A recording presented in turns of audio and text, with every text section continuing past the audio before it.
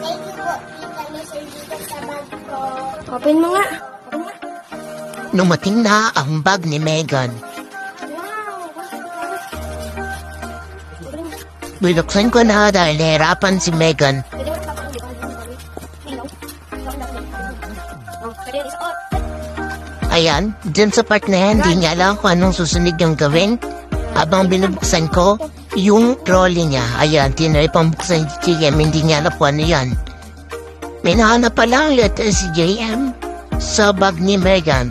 Ayan, sabi daw, study well and make progress every day. Ay, nahulog. Ayan, nagtataka si Megan kung saan niya ilalagay yung small bag niya. Tinry niya, tingnan yung laman, baka kala niya may laman.